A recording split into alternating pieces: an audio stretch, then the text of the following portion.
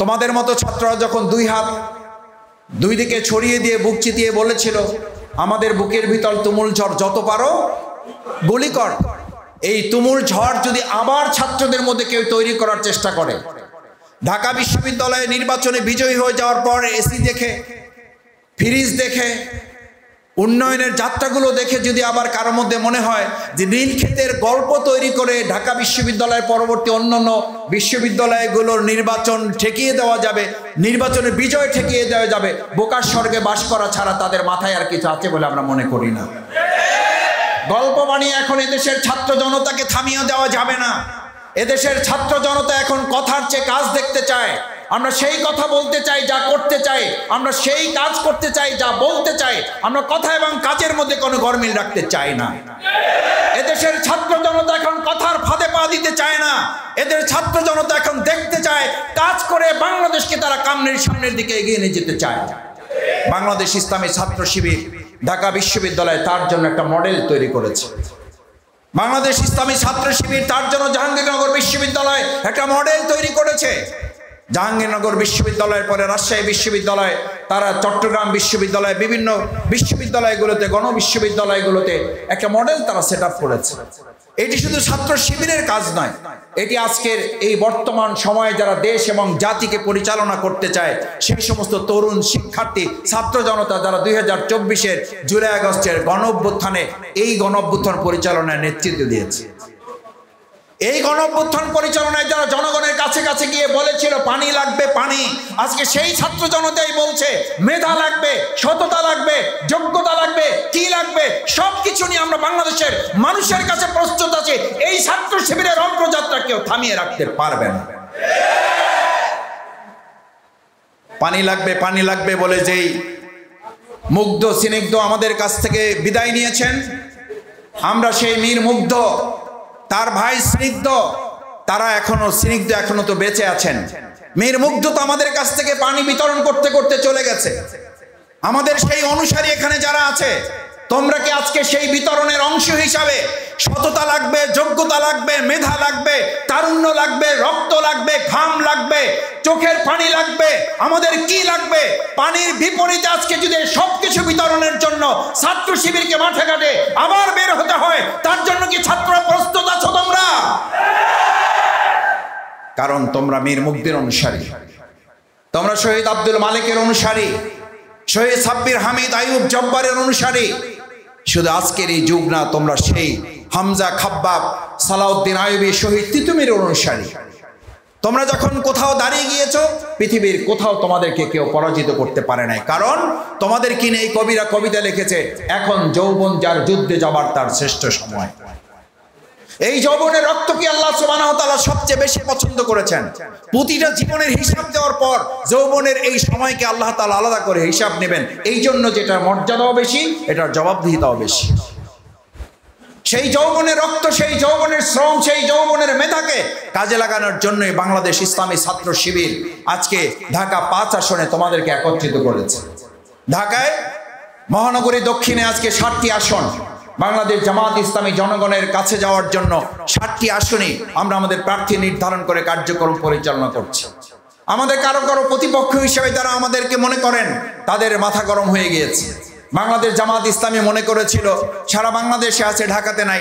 ঢাকাতে থাকলেও আমরা জাতীয় নির্বাচনে হয়তো তেমন গুরুত্বপূর্ণ ভূমিকা পালন নাও করতে পারি, কিন্তু যখন আমাদের প্রার্থীগণ মাঠে নেমেছে, বিভিন্ন শ্রেণী পেশার মানুষ এসে আমাদের প্রার্থীর আশেপাশে ভিড় জমাচ্ছেন, আমাদের বোনেরা যখন কথা বলছেন, আমাদের মায়েরা যখন কথা বলছেন, ভিন্ন ধর্মাবলম্বীরা কথা বলছেন, শিক্ষার্থীরা কথা বলছেন, আমাদের শিক্ষক মণ্ডলী যখন তাদের দাবি তুলে ধরছেন, আমাদের এলাকার গণমানুষেরা তাদের সমস্যার কথা তুলে ধরছেন, তখন আমাদের সেই প্রতিপক্ষরা ভাবছেন বাংলাদেশ জামাত ইসলামী তো এবার আমাদেরকে ছাড় দিবে না।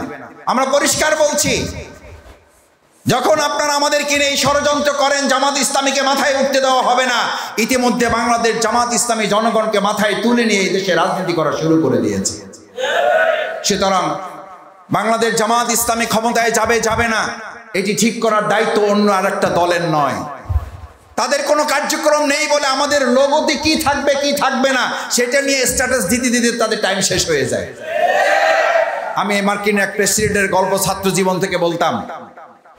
ওনার বিরুদ্ধে ওনার এক প্রতিপক্ষ দলের কর্মীরা বক্তব্য রাখছেন, ওই প্রেসিডেন্টের কর্মী তিনি তার প্রেসিডেন্টকে বলছেন, আপনার বিরুদ্ধে এত গরম বক্তৃতা দেওয়া হচ্ছে, এত গালিগালাজ করা হচ্ছে, আমাদের এখন যেমন গালিগালাজ করা হচ্ছে, ওই গালিগালাজ চলমান ছিল তখন। বললেন যে আপনি কেন পুলিশকে নির্দেশ দিচ্ছেন না তাকে গ্রেফতার করার জন্য? প্রেসিডেন্ট বললেন 3 কারণে নির্দেশ দিচ্ছে না। আমাদের আমিরে জামাতে কর্মসূচি করেছেন 3 দফা। আমাদেরকে যারা গালিগালাজ করবেন তাদের বিরুদ্ধে 3 দফা কর্মসূচি আমিরে জামাত ঘোষণা করেছেন। নাম্বার 1, তাদের জন্য দোয়া করব আমরা। নাম্বার 2, তাদের প্রত্যেকটা গালির জবাবে একটা ভালো কাজ দিয়ে আমরা প্রদর্শন করব। তাদের প্রত্যেকটা গালির জবাবে আমরা গণমানুষের কাছে ভালো কথা, ভালো আচরণ দিয়ে তার জবাব দেওয়ার জন্য চেষ্টা করব। সেই প্রেসিডেন্ট তখন বলেছিল, আমি 3টা কারণে তাকে গ্রেফতার করার নির্দেশ দিচ্ছি না। নাম্বার 1, এই লোক যতক্ষণ পর্যন্ত আমাকে গালিগালাজ করবে ততক্ষণ প্রত্যেকটা গালিতে আমার নাম উচ্চারণ করতেছে। আমি এত কথা আমার নিজের প্রচার করতে পারতাম না, সে যে আমার নাম প্রচার করতেছে, অপপ্রচার একটা প্রচারেরই অংশ। এই প্রচার তাকে করতে দাও, কারণ তার নিজের নাম নেওয়ার সময় নেই, আমার নাম নীতি তার টাইম শেষ হয়ে যাচ্ছে। 2 নাম্বার হচ্ছে, আমার বিরুদ্ধে গালিগালাজ করার এত গবেষণা তার করতে হচ্ছে যে জাতিকে দেওয়ার মতো তার কোনো গবেষণা করতে হবে এই প্রয়োজন সে অনুভব করবে না। আমাদের নিয়ে তো কেউ গালিগালাজ করার অনুসন্ধান কেন্দ্র এবং গবেষণা কেন্দ্র করেছে বলে আমাদের কাছে তথ্য আছে, টিম করা হয়েছে। আমি বলি মাঝে মধ্যে, সজীব জয় মহোদয় উনি 2.5 লক্ষ কর্মী নিয়োগ করেছিলেন, তোমরা নিশ্চয়ই জানো। তখনকার ছাত্র লিখিত কোনো কাজ নাই, চাঁদা তুলতে যখন চাঁদা শেষ, চাঁদাও দেওয়ার আর নেওয়ার আর জায়গা নাই, তুলবে কাদের? বিরোধী দল তো কেউ নাই, নিলে তো নিজেদের কাছ থেকে চাঁদা নিতে হয়। এই অবস্থা যখন তৈরি হয়েছে তখন তারা পরামর্শ করলো কি করা যায়, নিজেদের অর্থের টাকা নিজেদের লোকদেরকে ভাগ করে দেওয়ার অংশ হিসাবে 2.5 লক্ষ কর্মী নিয়োগ করা হয়েছিল আমাদের বিরুদ্ধে কাজ করার জন্য। আমি তখন বলেছিলাম, আপনারা 2.5 লক্ষ লোক নিয়োগ করেছেন সরকারিভাবে, আর 2.5 লক্ষ লোককে মোকাবেলা করার জন্য বাংলাদেশের 10 কোটি মানুষ নিজের পকেটের টাকা খরচ করে তার জবাব দেওয়ার জন্য প্রস্তুতি গ্রহণ করে আপনাদেরকে সামাজিক যোগাযোগ মাধ্যমে 5ই আগস্টের আগেই বিদায় করে দিয়েছিল। আপনাদের মনে আছে শেখ হাসিনা বলেছিল 5ই আগস্ট হয়েছে আমার আনুষ্ঠানিক পরাজয়, আর তারও 6 মাস আগে মিডিয়ায় গণমাধ্যমে আমার পরাজয় তারা নিশ্চিত করে দিয়েছিল।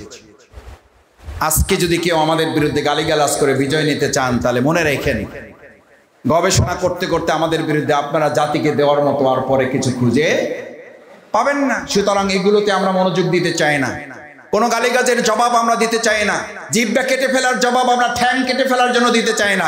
এই জন্য তারা বর্তমানে আমাদের কোনো কথা বলতে না পেরে সেই ঐতিহাসিক প্রাগ ঐতিহাসিক সময়ের কথা বলে শিবির এক সময় রক কাটতো। কখন কাটতো?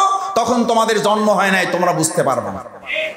আমরা পরিষ্কার বলতে চাই, এইসব আজগুবি গল্প বলে ঢাকা বিশ্ববিদ্যালয় হারিয়েছেন, জাহাঙ্গীরনগর বিশ্ববিদ্যালয় হারিয়েছেন, এই 18 কোটি মানুষের বাংলাদেশে আপনাদের হাতছাড়া হওয়ার অপেক্ষায়। আপনারা গালি দিবেন, আমাদের এই দেশের ছাত্র জনতা ব্যালটের মাধ্যমে তার জবাব দিবে। যে জবাব তারা ঢাকা বিশ্ববিদ্যালয় দিয়েছে, যে জবাব তারা জাহাঙ্গীরনগর বিশ্ববিদ্যালয় দিয়েছে, আমরা গালির জবাব গালি দিয়ে দেবো, আমরা গালির জবাব ফ্রিজ দিয়ে দিব, আমরা গালির জবাব এসি দিয়ে দিব।